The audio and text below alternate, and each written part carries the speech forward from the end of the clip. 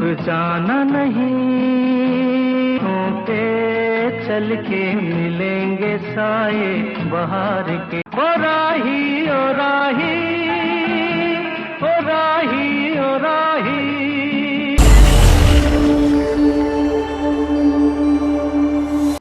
नमस्कार, मैं सर्वेश कुमार और आप देख रहे हैं स्वाभिमान टीवी। हम इस वक्त मौजूद हैं बरेली जंक्शन के गेट पर और यहाँ हमारे साथ एक महानुभाव खड़े हैं जिनका नाम है आशीष। आप इनकी साइकिल की प्लेट पर आप देख सकते हैं, इन्होंने प्लेट लगा रखी है ग्रीन बॉय के नाम से, आशीष विशु। प्रकृति है तो जीवन है उत्तर प्रदेश साइकिल यात्रा इन्होंने शुरू करी है। अब से कुछ महीनों पहले इन्होंने ये यात्रा शुरू करी है और लगभग 24 से ज़्यादा ज़िले ये घूम चुके हैं और 10,000 से ज़्यादा पौधे लगाने का इनका संकल्प है। तो इतना जो है आजकल प्रकृति को लोग नुकसान पहुंचा रहे हैं, तो कहीं ना कहीं लोग इसके लिए जागरूकता फैला रहे हैं कि हमें और सबको पेड़ पौधे लगाने चाहिए और प्रकृति को बचाना चाहिए। तो यहाँ हमारे साथ हैं, हम इनसे बात करेंगे आशीष जी से। आशीष जी, कहाँ से आए हैं आप? सर, मैं रामपुर से आया हूँ, बरेली पहुँचा हूँ। अच्छा, कहाँ के रहने वाले हैं आप, पहले ये बताएं। बदायूं में मेरा एक छोटा सा गांव है सिकंदराबाद। अच्छा। दातागंज विधानसभा में पड़ता है, थाना उसैत लगता था कि मैं यात्रा करूँगा।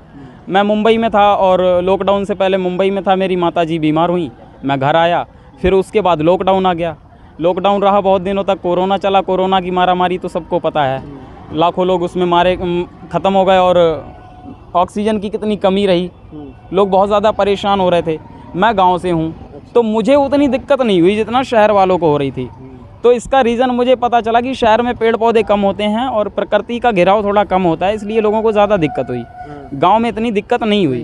तो माता जी की आपकी तबीयत खराब हुई तो आप उनको कहाँ ले गए? मतलब कोरोना हो गया तो उनको क्या दिक्कत थी? नहीं, उनको वो हार्ट पेशेंट थी, दिक्कत थी दिल में, तो उसके लिए मैंने बरेली से भी बहुत इलाज करवाया और बहुत जगह इलाज करवाया। लॉकडाउन ख़त्म हो चुका था, उसके बाद फिर उनकी तबीयत ख़राब हो गई, फिर मैं उनको दिल्ली लेके गया।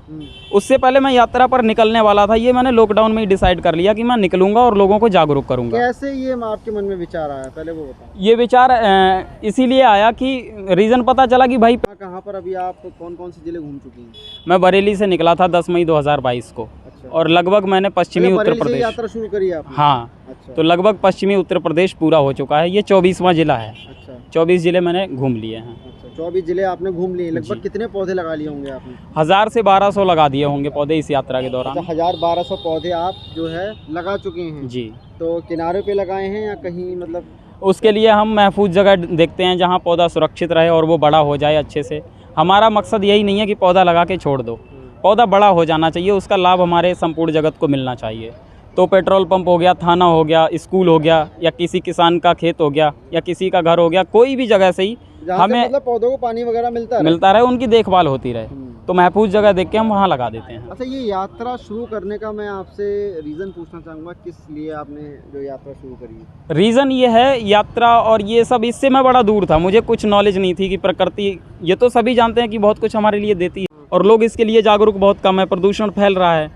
तो मैंने कहा चलो यात्रा की जाए, साइकिल से मेरा घूमना भी हो जाएगा और लोगों में एक संदेश चला जाएगा। तो मेन उद्देश्य यही था कि लोगों में जागरूकता फैलानी है और ये संदेश लोगों तक पहुंचाना है। तो आप अकेले ही निकल पड़े इसके लिए? जी, मैं अकेले ही निकल पड़ा। मैंने मेरे कई एक दोस्तों से बात की, लेकिन आर्थिक रूप से, मानसिक रूप से और शारीरिक रूप से, तीनों रूपों से तैयारी होनी चाहिए इस यात्रा के लिए। वो एक भी रूप से तैयार नहीं थे, बोले इतनी साइकिल कौन चलाएगा या इसमें पैसे कौन खर्च करेगा, इतना समय किसके पास है। और कुछ साथी तैयार भी हुए, लेकिन वो पिकनिक टाइप में कि चलो भाई घूमेंगे, मस्ती करेंगे। अपना वैसा नहीं है, अपना संदेश पहुंचाना है जो मेन उद्देश्य है, उसके लिए निकले हैं। तो अभी तक किसी ने आपकी किसी भी प्रकार की मदद करी है? बहुत सारे लोगों ने हर तरीके से मदद की है। किसी ने खाना खिलाया, किसी ने रोका, किसी ने बिस्तर दे दिया और किसी ने कुछ पैसे दे दिए। हालांकि उन पैसों को मैंने अपने ऊपर खर्च नहीं किया, पौधे लगाए। अच्छा, तो ये बताएं कि जब आप निकलते हैं, जब अभी तक के हैं, तो किन किन दिक्कतों का सामना करना पड़ा आपको? देखिए, वही आम दिक्कतें हैं जो आम आदमी की ज़िंदगी में होती हैं। अब मैं साइकिल से निकला हूँ तो मेरी साइकिल ख़राब हो सकती है, तो हो सकता है 20 से 30 किलोमीटर हमें चलानी पड़ जाए, पैदल खींचनी पड़ जाए। और हर रोज़ हमारे सामने एक चैलेंज होता है कि हमें रुकना कहाँ है, मिलना किससे है। बहुत सारे ज़िलों में मैं कभी नहीं गया था और जब पहुँचा तो वहाँ एक भी जानने वाला नहीं था हमारा। तो वो चैलेंज रहता है कि हम किससे जाके मिलें, किससे बात करें। तो यही एक चैलेंज रहता है। समस्याएं तो बहुत सारी आती हैं। कई बार रात में बाहर फंस गया और बीहड़ जैसे एरियो में फंस गया, गन्ना वन्ना के खेत में फंस गया भाई। खेतों की तरफ चला गया। तो ये सारी दिक्कतें आती हैं, रात में कहीं फंस गए या तो बारिश बात आ गई या बताइए कुछ कि आ जब गया। आप इतने दिन से जब आप जो यात्रा शुरू कर रहे हैं तो रात में किस प्रकार की, क्योंकि रात का जो समय होता है उस समय भी आप जो साइकिल चलाते हैं? मैं बहुत ज़्यादा बचता हूँ कि रात में साइकिलिंग ना करूँ, दिन से पहुँच जाऊँ, लेकिन कई बार समस्याएं हो गई, साइकिल पंचर हो गई या कुछ हो गया तो मजबूरी आ जाती है कि भाई सफ़र करना ही करना है, या बारिश आ गई तो वो मजबूरन किया मैंने 1-2 बार। वैसे मैं दिन में ही चलता हूँ। कितनी एज है आपकी? मैं 19-20 साल में हूँ। अच्छा, 19 साल के हैं आप। तो ये जज्बा आपका बहुत अच्छा है प्रकृति को लेकर।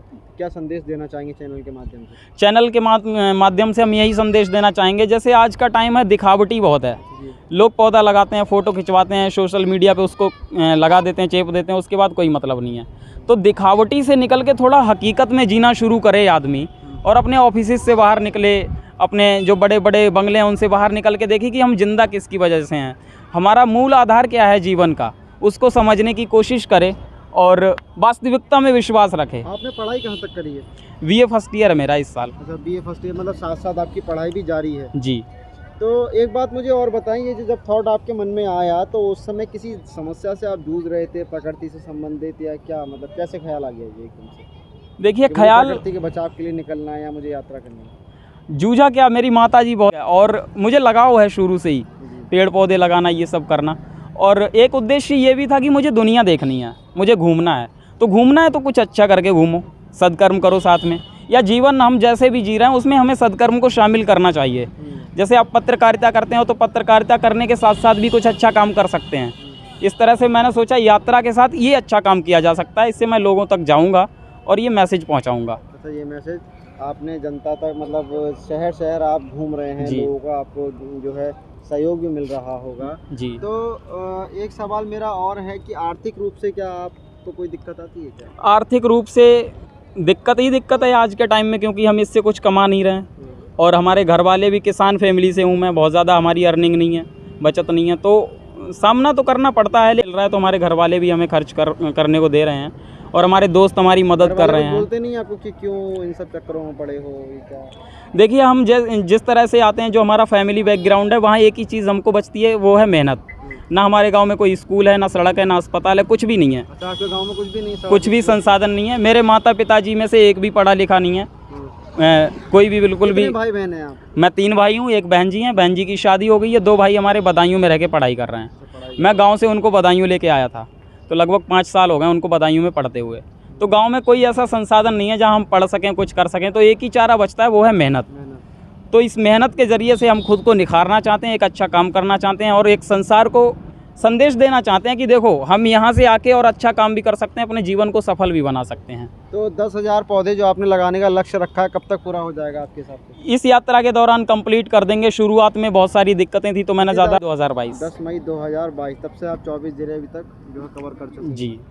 चलिए देखिए, ये प्रकृति को लेकर एक इनके अंदर जज्बा है, जो कि प्रकृति के लिए कुछ करना चाहते हैं, समाज के लिए करना चाहते हैं। और जो लोग हैं जो पेड़ काट देते हैं, पेड़ों को नहीं लगाते हैं, उनके लिए एक बहुत बड़ा मैसेज है। मैं एक इनकी जो है प्लेट दिखाना चाहूँगा कि ये देखिए, प्रकृति है तो जीवन है, उत्तर प्रदेश साइकिल यात्रा। हालांकि इससे पहले भी कई ऐसी यात्राएं जो है शुरू हुई हैं, कई लोगों ने प्रकृति के लिए कदम उठाए हैं।